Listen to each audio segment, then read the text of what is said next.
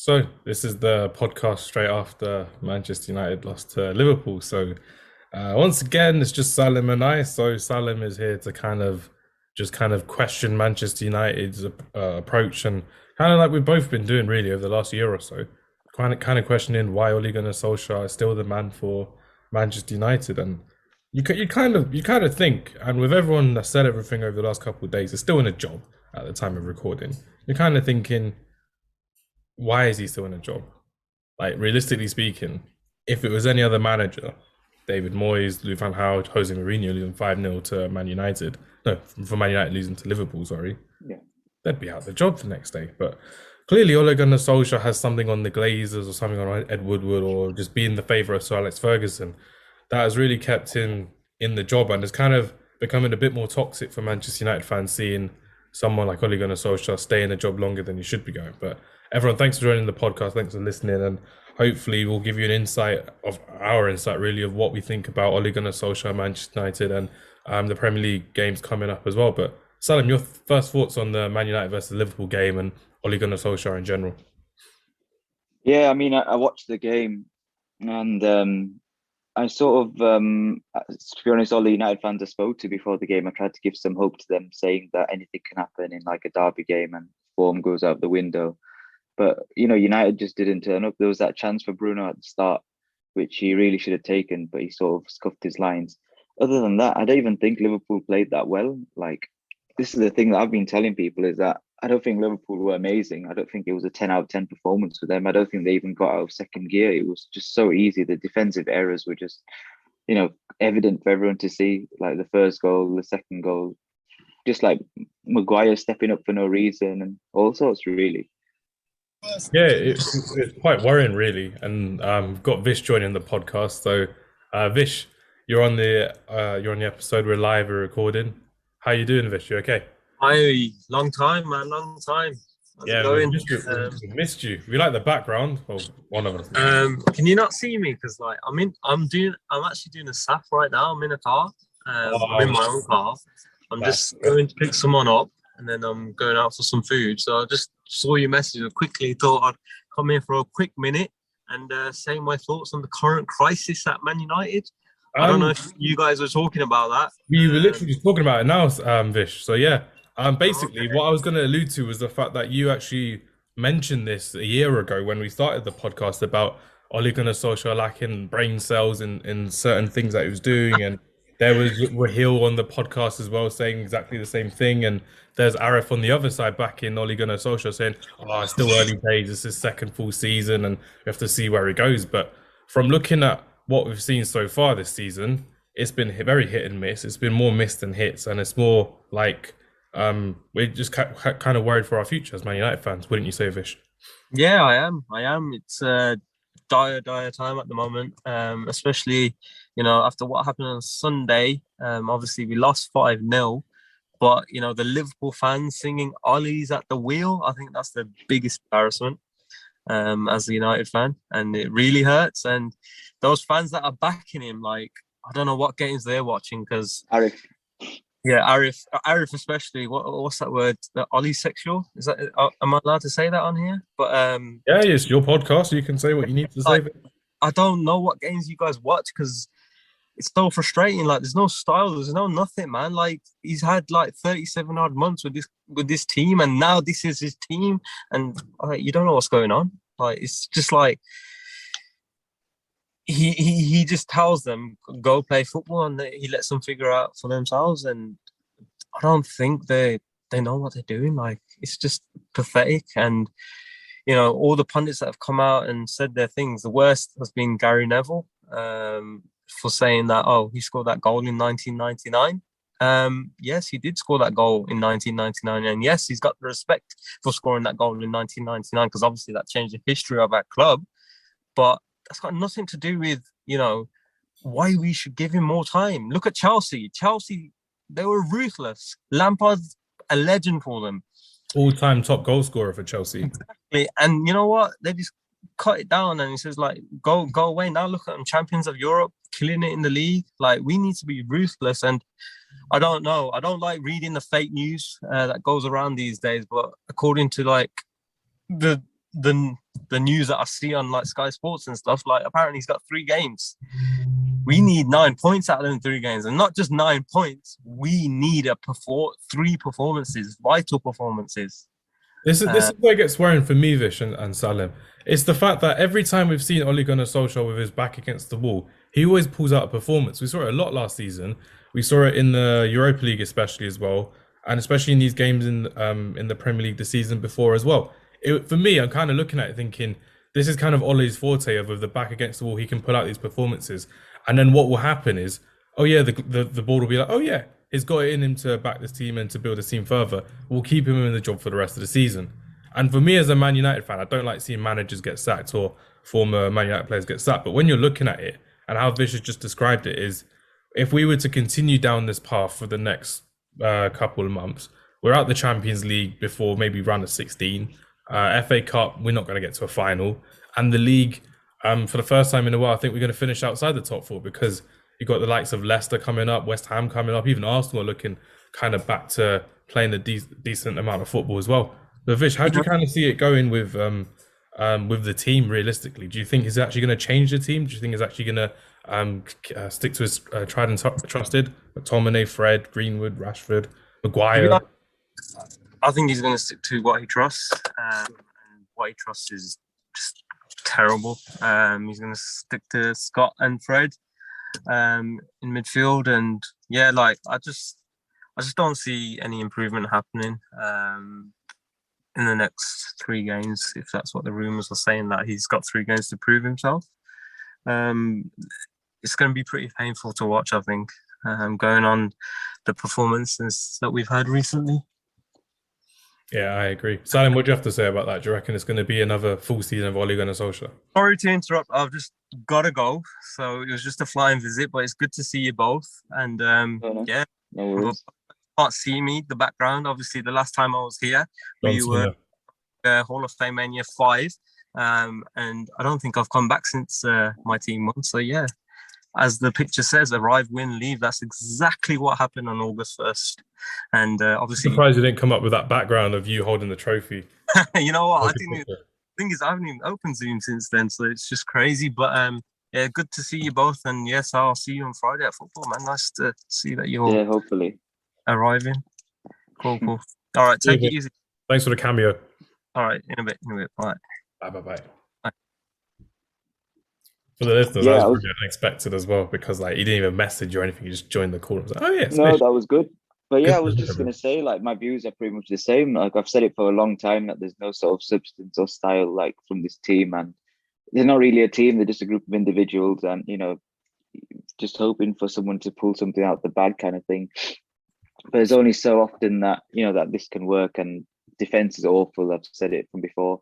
You know, like, the back 4, Luke Shaw had a good season last year. But other than that, they don't really look special. They've spent big money on the team as well, so you can't say there's been no investment. But any other manager in that situation, you know, loses his job. But the problem is you've got like fans like Arif, for example, that, you know, saying Harry Maguire's world class and this and that, and Ollie's, you know, at the wheel and stuff. And yeah, I mean, if it was Chelsea, for example, Ollie would have lost his job probably 2 years ago or something. But here we are, and there's all this talk about 3 games to save his job and this kind of thing. But I'm not like, you know, I've got no idea what's going to happen. I think Conte would be an amazing appointment for United. I think he'd really get something out of this team. It'd be like a really quick turnaround. There's other names that have been touted too for the job, but we just need to see, obviously wait and see what happens. There's a hard sort of run of games coming up. I used to say that Ollie can pull one out the bag when he's, you know, back against the wall kind of thing, but I just don't see it happening this time. I just think that he's run out of, you know, that sort of goodwill as well. Well, it's running out, his goodwill. You know, he's got Spurs, he's got Man City, and obviously a couple of tough Champions League games sandwiched in there too. Mm-hmm. So yeah, to be honest, I said it from the start of the season that he wouldn't last. Like, he'll be gone by Christmas. So I think my prediction's sort of on point at the moment. But you never know with United. Fergie might, you know, help him save his job kind of thing. I think he already did. There was a report recently that Ole Gunnar Solskjaer was at Carrington on Monday with Sir Alex Ferguson, along with Richard Arnold, who's one of the members of the board, and Ed Woodward was still there, and The Glazers were in the UAE because they're looking at buying an IPL team, but they were still in on the conversation. But it kind of feels like when your dad kind of has to back you up in a fight or something, and you ask your dad to be there as like your bodyguard coming through. And again, I don't like talking about Man United like this, but objectively speaking, it's kind of like he needs someone to fight his battles for him and him for support, because out of all the managers that we've had since Sir Alex Ferguson, Ole Gunnar Solskjaer has had probably the best amount of individual players in the team, spent the most amount of money, had probably the best amount of time, and had the best type of quality to kind of play around as well, which is great. But what I just kind of want to hear what this person has to say. So we've got another cameo on the podcast today. So once he's joined, he's going to be joining any moment now. Oh, he just disconnected. It was Arif, but Arif was meant to connect or disconnect. I admitted him. Is he joining then, or? Nah, he hasn't joined. I invited him, but if he joins, he joins. If he doesn't, he doesn't. But if he pops back in, it's going to be good. But I'm kind of just thinking, Salim, I'm literally just there thinking like, Antonio Conte has actually been a proven man of improving individual players and individual systems and just adapting quickly, because he can speak fluent English, is perfectly fine with that. He can improve players who have been playing out of position or in different positions to play the best way possible. Because the reason I quite like Antonio Conte is when you look at the Italian side in the summer, a lot of them were in that Inter Milan side as well. And one of the players that I quite like was Barella. Yeah. Who's still doing really good for them this season as well, which is fantastic for Inter Milan and for Italy. And they won the Euros and they were great, realistically speaking. But Antonio Conte changed Barella from like a standard centre midfield to kind of beating Christian Eriksen and Vidal out of that centre midfield in that 3-5-2. And he made Romelu Lukaku someone quite special in that Italian league as well. And they won the Serie A, breaking Juventus' dominance for the last 9-10 years, I think they had, before Inter Milan won as well. Which is crazy, because with Antonio Conte, I know you may play a 3-5-2 or 3-4-3 system, but even if we were to do it kind of like Chelsea in 2017, having two wingers like Rashford and Sancho on the wing and Ronaldo in the middle, and then having 5 at the back and then 2 in midfield like a Matic and a Pogba and Matic or Fernandes, it would work. I really believe it would work, and I really think it would be something where you don't just cram all of your best players into that starting 11, kind of like Ole Gunnar Solskjaer is doing now, kind of just like with all the sweets in the sweet shop, basically. It will kind of moderating it for the betterment of the team, for the best system. But that's kind of how I would see it, because my personal opinion, like I said, I wanted Luis Enrique as the next manager as Man United, but clearly he's not going to last as long, Ole Gunnar Solskjaer, in the job from what we can see, because Luis Enrique will probably stay there until Spain qualify for the World Cup, and then they've got 2022 in Qatar as well. But in terms of Manchester United, that's kind of how I kind of wanted to just discuss about it today. We don't look like we're going to win anything this season. We don't look like we're going to change our way of playing. And Ole Gunnar Solskjaer doesn't look like he's going to change the way he's playing as well, which is quite sad, because when you have someone like Cristiano Ronaldo on your side and people are so happy about going to watch Man United, like me, I was really happy to watch Man United this season. We've seen a couple of games where he's won it in the last minute as well, so it's been great. But the reality kind of hits. You're kind of there thinking, if this is what Man United like is now, if this is what Man United is like now, what else can we kind of expect besides a couple of good games here and there? It's like a mid-table mentality as opposed to a championship mentality that we should be having.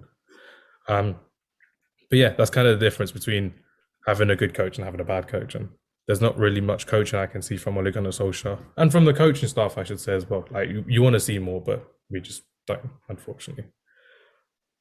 That's my little complaint of the week over. I mean, the thing is, like, if United don't like address the problem soon, it's just going to get worse. And you're just going to end up, like a mid-table team, and then it's just going to become more tough because you're going to lose out on, Champions League football, and then you're going to lose sponsorship money, and it's just going to be harder to bounce back after that. And you see players leaving as well, like we've seen in and like players aren't going to want to join, and you know how it goes after that. You just like look at Arsenal, for example. You don't want to become the next Arsenal, and it can happen. It's happened to them, for example, but it can happen, and it's not something that you would want to happen to your club. But it just depends now. Can you still attract like a big name manager? We can say Conte, we can say Pochettino, we can say these big names all day long, but if they don't want to join, then what good is it us even talking about them? Yeah, like at this point in time, I think they'd want to join because it's still got the attraction of Champions League football. There's still the fight for the top 4, and there's still time for them having a 2-3 year deal and probably managing Cristiano Ronaldo, Bruno Fernandes, Paul Pogba before they look to potentially leave if the team does go downhill. But if it was like a year or two after, then Ole Gunnar Solskjaer is still in the job and we're still not doing any good, then you can kind of think, do I want to take over a mid-level Manchester United side or a mediocre Manchester United side with some of these players that are getting paid way too much for doing mediocre performances week in, week out? They probably wouldn't. I wouldn't want to go and manage that, which isn't the best of feelings, really. But yeah, as a Man United fan, it's still like an appeal. Look, any job in the Premier League, bar like probably Norwich or something, is always going to be an appealing job because well, there's only 20 jobs you can get in the Premier League, and a lot of them are quite solid jobs, like Man City, Liverpool, for example, maybe Chelsea as well now. So in that sense, like if a job does come up and you're a manager that's always wanted to manage in the Prem, or you want that opportunity, you take it. Like Ancelotti took the Everton job, which is a massive shock. But when you come to think of it, there aren't many like Premier League jobs that do become available that readily. So like even if Everton could attract Ancelotti, what's stopping United from getting in some sort of big name? And the other thing that I always do say is that the thing about Ole is that if he was to get sacked tomorrow, which other team would go after him in that way? He's not like a Pep that if he got sacked tomorrow, that there'd be loads of clubs queuing up for him. If Ole got sacked, his next job would probably be at Cardiff or something. Yeah, mid-table, Championship, lower league, a different country maybe. It's crazy to think like that as well, but it's kind of like you just said, the big clubs, the bigger clubs have got secure managers minus Ole Gunnar Solskjaer, which is crazy. And then you look at the other teams like top four down to middle, and then Nuno's not really safe. Arteta may be in there for longer, but you can still replace him. Brendan Rodgers looks like he's safe unless someone wants to like take him away, like in Newcastle or maybe in Arsenal or Liverpool, if, for example, someone did leave. But like you just said, it's mostly like if there was a job to be available, you have 5-6 candidates who want to take the job because they've been working all their lives for this kind of moment, really. Pochettino, I don't think he would leave PSG at the moment. Ten Hag, don't think he would probably want to leave Ajax because they're playing amazing football right now. And it's his kind of baby that is kind of just developed, which is great. But people like Conte, Zidane, if he's interested, and Enrique, if he's interested as well, the options are open and you can play a different style of football to what we are kind of watching now when you don't really see a proper style of football in this type of Manchester United side. But realistically speaking, Salim, how do you kind of see Man United kind of going over the next week or so? Do you reckon they can win against Man City? Do you reckon they can win against Spurs? Do you reckon they can beat Atalanta? Do you reckon it's going to be something where it's just looking high and dry that Ole Gunnar Solskjaer is going to be walking out of that door? I think Spurs are the chance for you to get a win. But then again, like knowing Spurs, it'd probably be the day that Kane actually turns up or Son turns up and they get a couple of goals. Man City, you've beaten them before under Solskjaer, but this time, I don't know. I could be wrong, but I just feel like you've got no chance. They're going to have like 70% possession and just going to dominate the whole game.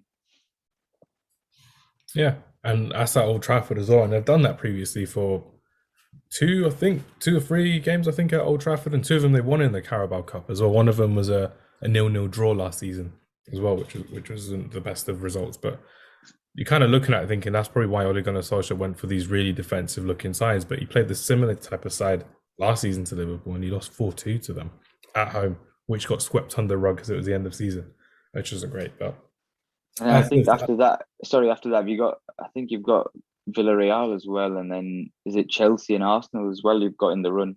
Yeah, we've got Villarreal away, then we've got Watford away, Chelsea away, Arsenal at home, and then it's the Christmas period coming up as well. So we've got young boys and then a couple of other smaller teams, but still teams that are doing pretty well. Like Brighton's one of them that we'll be facing. Yeah, Brighton's another one.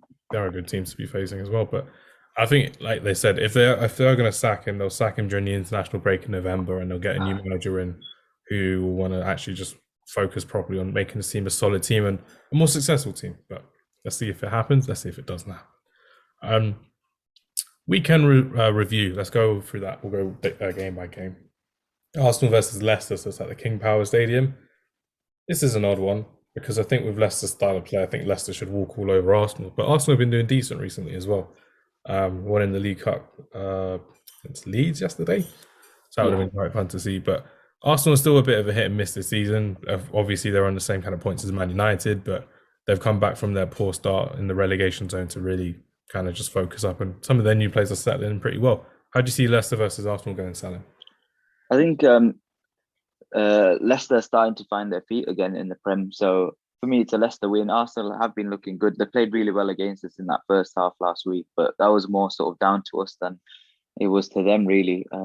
Emil Smith-Rowe is a quality player. I've said it sort of since last season, somebody that I did want us to sign. But yeah, I think Leicester will take it 2-0. Do you reckon Emil Smith-Rowe will be due an England call-up soon, given the amount of games? I think he should be. I think he should be there instead of, Sancho or Grealish or somebody.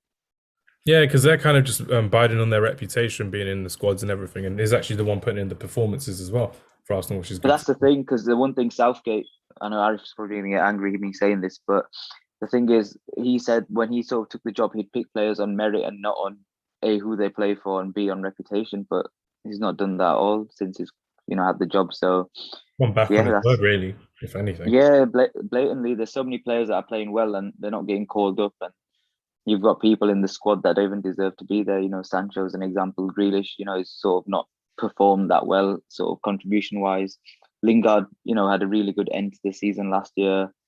And, the list sort of goes on, but it's unfair on players, but that's just how Southgate keeps it, I guess. I mean, what more can you kind of do, really? Because you're kind of looking at even some players like Fikayo Tomori, who's done really well in AC Milan in the Champions League, and in Serie A they're unbeaten as well, and he got a couple of minutes against Andorra. But the England media team were like, oh yeah, let's hype up the skills and goals against Andorra like it's the biggest thing ever. And then when we play a decent side like Hungary, we drew at Wembley 1-1, I think. But it's just the fact that some of these players who are actually playing really good and really in form, they kind of have their confidence kind of broken in a way when they play for England, because they're playing against minnows and they're just kind of playing like a pre-season type of game because they're not really competitive, are they? And then when the actual competitive game comes along, they don't even get any game time. So you just kind of, they're thinking, is it kind of worth going into the England setup this early before the World Cup, or are you going to like do one of those old things where you just like fake an injury and be like, oh yeah, I can't make it into the squad this week? That's the thing. I mean, we've got Matty Cash, who, in my opinion, did deserve a call-up, and now he's ended up, with his dual nationality, and he's opted to play for Poland, and, good luck to him. I hope he does well.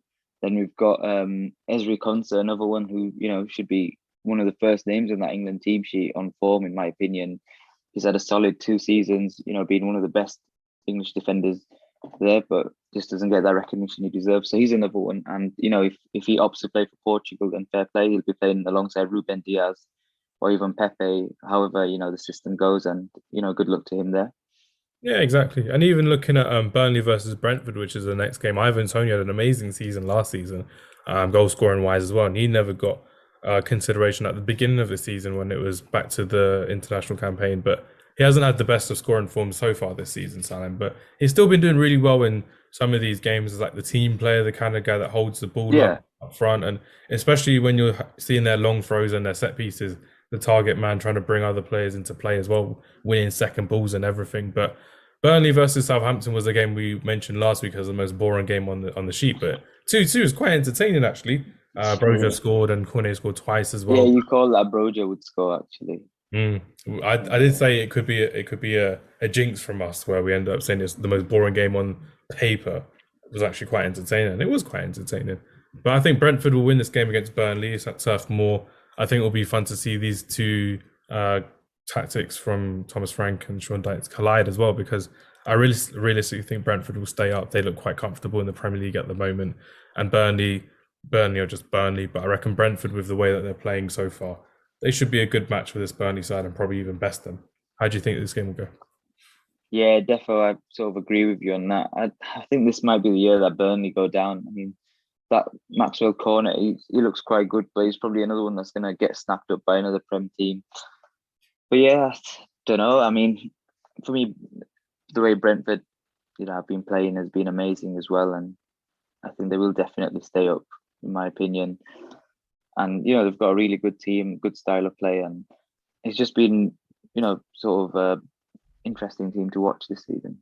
Yeah, I agree. And especially with Burnley, they're still on 4 points. They're still in the bottom 3. And it doesn't look like it could change anytime soon with the amount of games coming up as well for Burnley. That will be away as well, which will be crazy to see. But I think Brentford will step, and I think they'll beat Burnley this weekend. Liverpool versus Brighton Hove Albion. Brighton and Hove Albion had a couple of big games recently. They've had that Man City game as well. They had I think it was a game against Arsenal, I think, where they drew 0-0, or they drew in that game. So it's going to be good to see how Brighton do on a 3 o'clock against Liverpool at Anfield. But I think Liverpool are just unstoppable at this moment in time. That game against Atletico Madrid, especially, when they were actually challenged by a half-decent team, with a very good manager and a good way of setting up as well.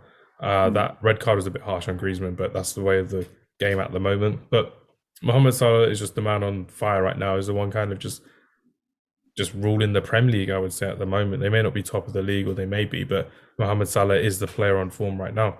And I think it will be another one where I'll put Mohamed Salah as captain, maybe even triple captain, for this game against Brighton and Hove Albion. But they're playing some luxury football, Liverpool. And like you said, they barely got out of second gear against Manchester United. But how do you see Liverpool versus Brighton and Hove Albion going, Salah? I mean, I probably see Mo Salah the best player in the world at this moment in time. That's the first thing I'd say.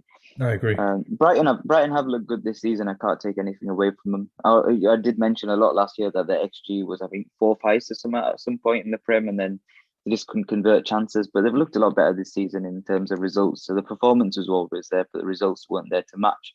Yeah. Liverpool look like they've come back. Last season everyone knew it was going to be tough for them. Sort of a hangover from all those, high pressing football they played for the last 3-4 years, and obviously injuries to key players and other issues that they did face. But they do look at their best. Everyone's firing. Mane didn't even start against United, for example. They sort of had Fabinho didn't play either, and Konate played. So it just shows that they're a lot more, rotation is working a lot better for them this season, even after losing Wijnaldum, who was quite important to them. I think that they're back, they're back and they're ready. They're going to challenge for the title, definitely. It's going to be an interesting title race. I said from before, they didn't even get out of second gear against United. I was surprised they didn't, just go all out and try to get 10-0 or something, which I think they could have done.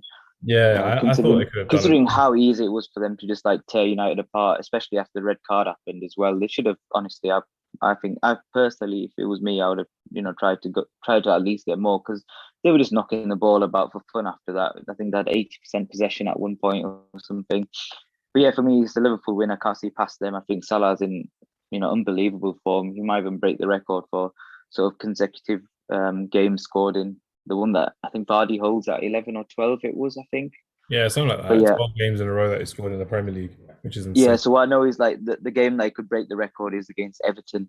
So, I mean, that's just how it is. That's how it is. Records are there to be broken. But even with Liverpool, in hindsight, it looks like Jurgen Klopp could be disappointed, because it's kind of there scratching his head thinking we could have won a good 8-9-0 and we could have ended Manchester United once and for all this season. Completely obliterate them and completely ruin their hopes and dreams for the rest of the season. Like there's little glimmer of hope to just no hope. But the way I see it is Jurgen Klopp, Pep Guardiola and Thomas Tuchel, they're in for one hell of a season in this Premier League title race as well. And it will go down to the wire. That's my early prediction for this Premier League title race. Still think Chelsea are going to win, but Liverpool and Man City, they're still going to be on a hell of a run. And the next game to be discussing really is Manchester City versus Crystal Palace. Again, Man City will be playing at home. Guardiola versus Vieira, midfield Donny's 1-1, which will be quite good to see. But I think with Crystal Palace, they always put up a fight when they go against Man City. Sometimes they'll end up winning or drawing. Most times they end up losing 5-6-0 as well. But with this Vieira side, I think something different could happen. They held Arsenal until the 90th minute for that 2-2 draw when they last played in the Premier League. But realistically speaking, Manchester City should walk all over them. Their home games are good as W's, if anything, for Manchester City, besides that Southampton one because of that VAR incident. But realistically speaking, Salam, do you think Pep Guardiola will have any problems against this Crystal Palace side? No, but Crystal Palace do have that tendency to pull off quite a shock result against Man City. But I mean, obviously now it's Vieira, not Hodgson anymore. Vieira was quite unlucky against Arsenal, in my opinion, a few weeks back. I was watching that game. I think he deserved 3 points there, and they sort of let it go kind of thing. I've not really seen much of Palace. I do know they've got some quality players in, and yeah, for me, I can't see past Man City on this one. It's going to be, I think it'll be a high score line. I think it'll be 4-0, 5-0, where sort of everyone just gets in on the act kind of thing. But yeah, I think Bernardo's looked quite good in recent weeks. Somebody that was tipped to be sold in the summer, and he's come back as back to being one of their key players again. I think Bernardo Silva is someone who has just been underrated for the last couple of years, and especially from him being an out-and-out winger to being a centre mid to being kind of a defensive midfielder in a way, because he's not the holding midfielder, but he's kind of defensive because he presses from the front really well. Especially that game against Liverpool where it was on show for the whole world to see, and he's actually pressing Henderson, the other midfielders in there, Fabinho as well, and he's someone that when you're listening to someone like Gary Neville or Jamie Carragher and saying, "Oh, why can't these players press for Man United?" and you look at these big players for Man City pressing, Bernardo Silva is the prime example. He's not the most athletic. He's not the most strong of midfielders, realistically speaking, but he'll work his damn socks off and he'll run his boots into the ground as well. And he does that every game, and he actually still has that quality and that genius to pull off some goals and assists here and there. And it's kind of got that competition with Phil Foden now, who wants to play in that centre midfield role alongside the likes of Gundogan and De Bruyne and Rodri as well. So he's just kind of, like you said, kind of fighting for his career and for his position at Manchester City as well.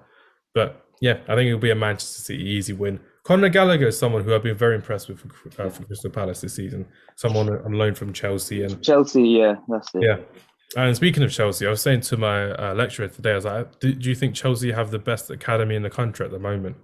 And in terms of like the first team players coming through, especially the game against they play yesterday, Southampton in the League Cup. Some of their graduates that have come through and they're in the England starting lineup, let alone the Chelsea starting lineup, is insane. Because you're there thinking, oh yeah, Man United have Greenwood and Rashford coming through, Arsenal have these players, Saka and Smith Rowe coming through, Manchester City have Phil Foden, but Chelsea, the quality and the quantity of it coming through. A couple of them went to Italy, obviously. A couple of them still in the first team, still on the bench as well. But people like Loftus-Cheek, you've got Mount, you've got Tammy Abraham in Italy as well, and Reece James, who scored the winning penalty yesterday. But Newcastle are playing Chelsea tomorrow. I think Thomas Tuchel will walk all over this team, and it's really worrying to see how they've actually changed from such a defensively set up team to such a defensively set up team with an amazing attack. Because they played Norwich last week and they won 7-0 without Werner and Lukaku, which begs the question, do they need Werner and Lukaku this season if they can have Havertz up front with the other creative players up front, Salah? Yeah, honestly, I get what you mean on that. But for me, it has been quite nice to watch Chelsea. Tuchel needed time to sort of get his ideas fully across because he came in between a season, and obviously he did win the Champions League and stuff, but he didn't get like a full pre-season to sit down and work with his players and get some people that he wanted in as well. But yeah, I mean, they've been good to watch. They've got a good academy. It's good. Obviously Gallagher as well. Like, he might have a chance to push through next year. Then they've got Billy Gilmore as well, quite a quality player. Watching him for Scotland, it was really good in the Euros against us, actually. Yeah, I think for me in this game, it's going to have to be, I think Chelsea will beat Newcastle. I think we're still waiting for the new manager to come in. Whoever it's going to be, I predicted that Fonseca would get the job, but yeah, we're still just waiting on that one. Yeah, it's a waiting game for Newcastle as well. Maybe Newcastle want to pull off a power play and go for someone like Antonio Conte or someone, even for, like I said, like you said, Fonseca would be a very good signing for them, and it'd be the first step of their rebuilding process, really. And they just need to get someone in with proper ideas and actually try and keep this team up for the rest of the season, I would say. Watford versus Southampton. So again, Southampton, I feel like they'll score a couple goals. Brodger's back on form again. Livramento, another player who has come in 18 years old. I think he was from Chelsea as well, which is crazy. I think Brodger was as well. Chelsea are all over the place with these loan players going out and actually being sold. But I think Watford will win 1-0 against the Southampton team. I think Ben Foster will actually start playing properly in goal. I think he's going to be due one more big season in the Premier League, Ben Foster, and I reckon it will be fun to see how they do after their 5-2 drubbing of Everton. That was unexpected, Salim. I was going for an Everton win last week, but 5-2 away at Everton were ahead. Everton were ahead too. It was just the subs that changed the game, and sort of Josh Dennis, King, wasn't it? And Josh King. Ironically, Josh King was at Everton last season, and then obviously went on a free from Bournemouth, and he got released. But it's quite mad how it happened because he was meant to join. Well, he wanted to join United the year before he got Igalo. I mean, was that last? I can't remember when that was. Before last. Yeah, and he got Igalo in. He wanted to join United, but the finances weren't right, and Bournemouth weren't letting him go, etc. And then he refused to play for Bournemouth. He had his shirt number taken away. the list goes on. He was somebody that we wanted as well. But yeah, I mean, it's quite interesting to see, how that one panned out. It doesn't look good for Rafa. Everton made a good start, but they've looked a bit shaky recently. But I don't know, in this game, I think Watford do look sort of.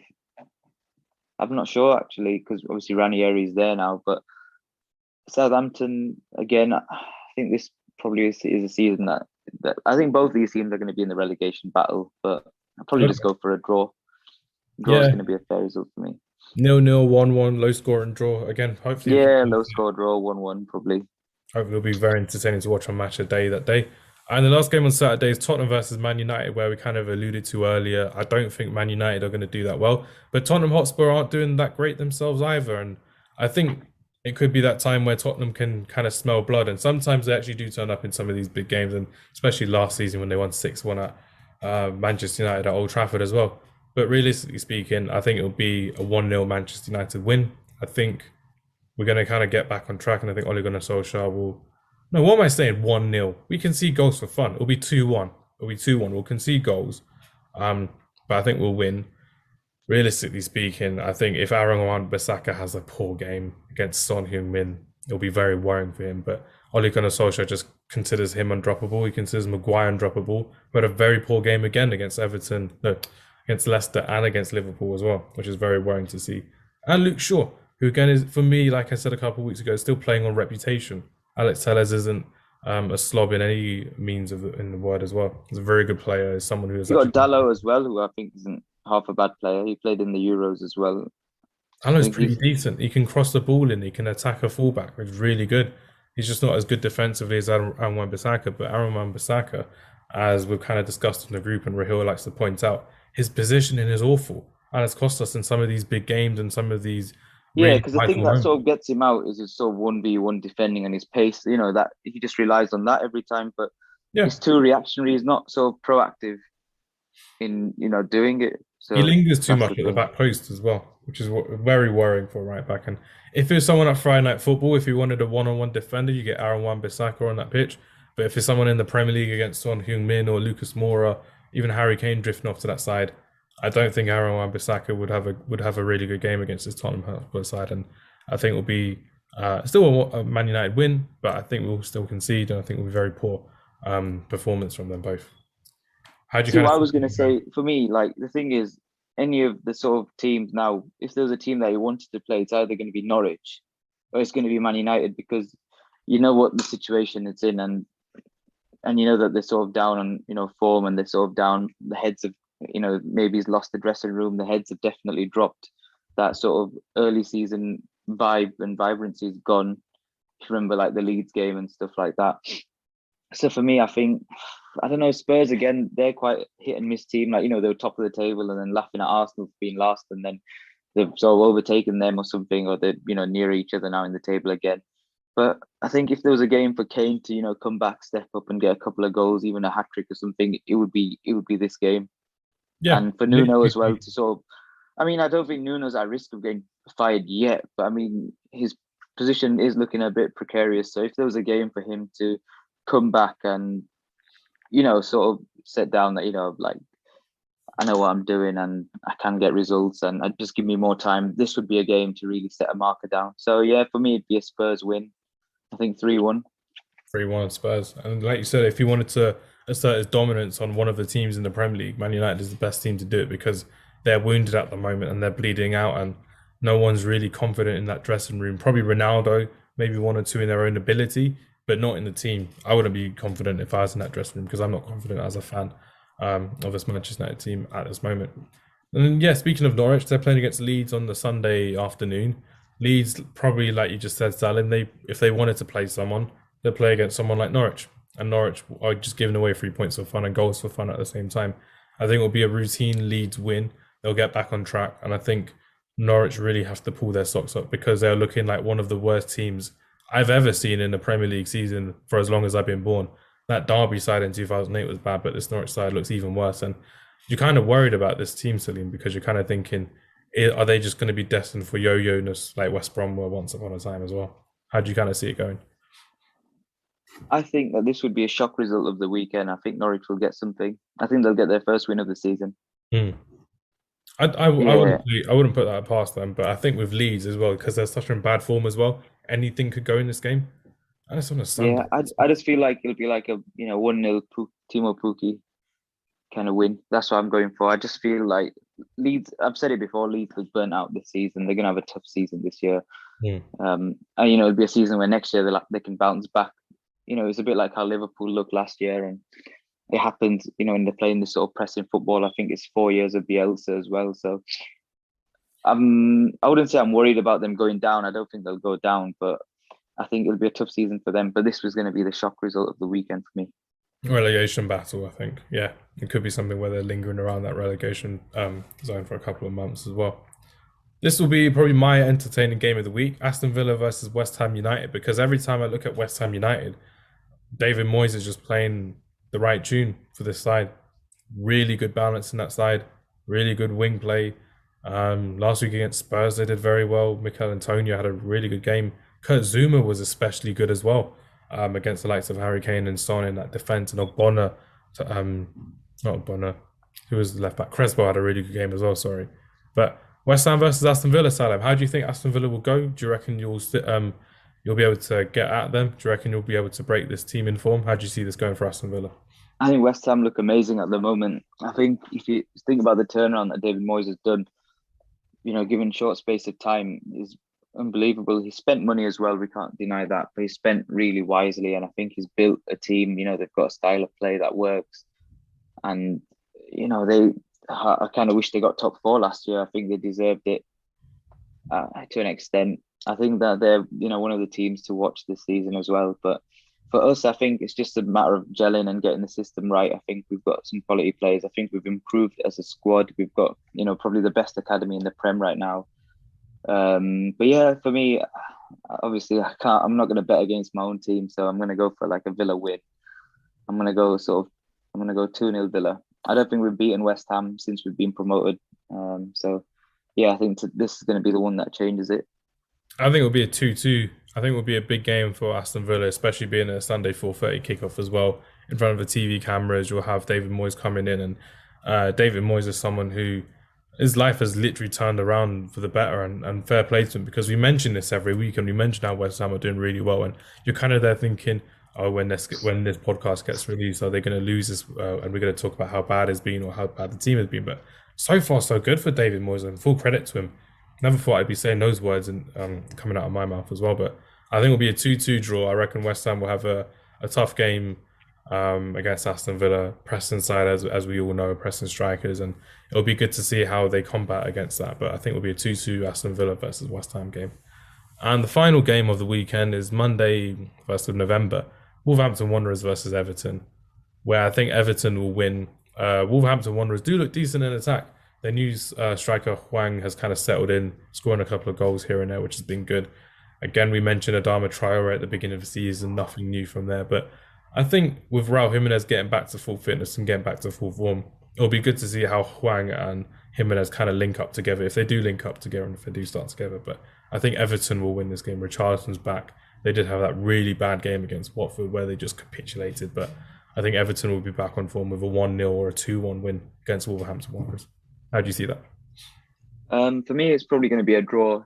Two decent sides. Everton sort of fell apart completely the other day.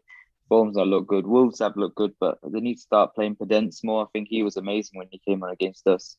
Yeah. So it's Wolves, new manager sort of fitting in and stuff, and he just needs to adapt to the Prem. And I don't think they're at risk of going down or anything. It just depends on how well they can perform now and whether they can, push themselves up the table. They see themselves as a top 8 team. So, if they can get the best out of the players and get them firing, then yeah, why not? Why can't they do it? But for me, it's just going to be a draw. I think 2-2 for me, 2-2.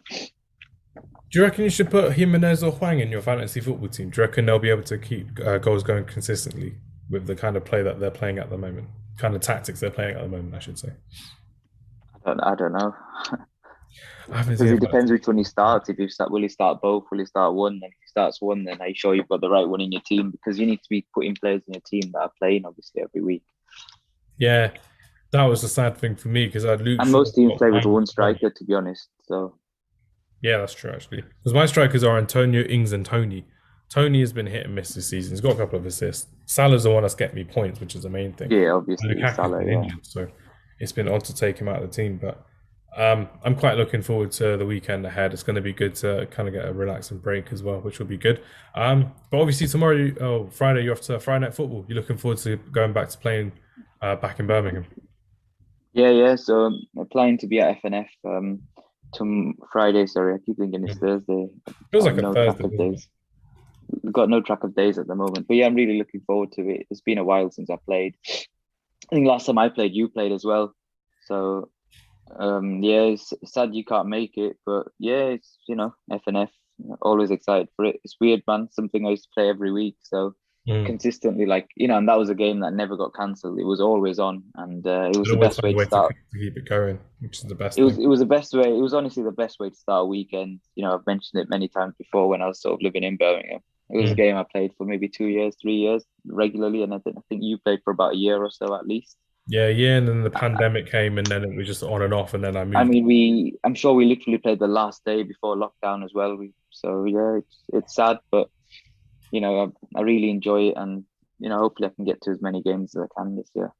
Yeah, likewise with me as well. Like I've committed to that one game a month type thing, but it's just me getting used to being a university student when I've got assignments due left, right, and center. So I'm like, I know for a fact I've got to focus on writing X amount of words and doing all of this kind of research and factual, basing things on factual evidence, which it's been good for me. But I think it's just one of those things that the last time I went, like I was coming back from being ill, and the fact that I've literally just recovered today. Today I feel right as rain. I feel back to normal. Even the last couple of days, I've been coughing and sneezing, and it's been awful. But it's been good to feel back to normal. I can't wait to be back playing football again. I'm going to start playing cricket as well, which will be quite good. So Vish, who's on the podcast, is a big cricket fan. We've been talking about the Cricket World Cup on our group chat as well, which has been fun at the same time. But Salim, what would you recommend for me to get back into fitness? Do you do anything different fitness wise, I should say, when you're playing football? I mean, sometimes when I'm sort of down on fitness, I just try to get in as many games as I can and really put that strain on the body. But I don't know for you, if you've not played for a while, like it wouldn't. I mean, obviously I stretch before every game, so I'd say 100% make sure you stretch properly, jog out and stuff like that, and make sure you're prepared because that's the most likely way to get injured if you don't stretch. The other things I'd say is recovery is important, so drinking your water and stuff like that. But I'd say probably your best bet is like you could probably go for like a light jog or even like a walk or something like that. Just get the It body doesn't hurt. moving, the blood pumping. Yeah, just even if you just get steps in, it doesn't mean you have to play a full game of football. Like it's worth just going for like a jog or even a walk. But yeah, the best thing is sort of just doing training or playing football really. Yeah, I wanted to go for a hike this week with my wife, but I just wasn't feeling up to it. I was just falling asleep during the day. I'm like, it's not comfortable for me to do it. But any day now, just go for a walk or go for a little run and get the exercise, go and get the blood pumping up as well, which will be good. But yeah, I'm looking forward to being back into exercise mode. I'll be looking forward to getting these assignments done. And ideally speaking, I'll be looking forward to coming to visit you sometime soon in your new house, which will be quite good to see. Yeah, definitely, man. Anytime. Because like I said, when my assignments are done, I'll have some more free time to kind of enjoy it with myself and with other people, which is the main thing, really. You don't want to be doing the same thing day in, day out. It gets really boring and really repetitive, which won't be the No, definitely. But yeah, thanks for the advice, Salim. I'm going to end the podcast here. Everyone, thanks for listening. Thanks for listening to me being really sad and stumbling with my words today, because when you kind of got a background of Ole Gunnar Solskjaer and Jose Mourinho, and you kind of look at who was the better manager, and you've got people in the media saying, oh, Jose Mourinho was finished when he came to Man United, he didn't do well. There's something that Richard Key said recently. He said, how can Ole Gunnar Solskjaer be considered a success for Gary Neville when Jose Mourinho won trophies with half a team?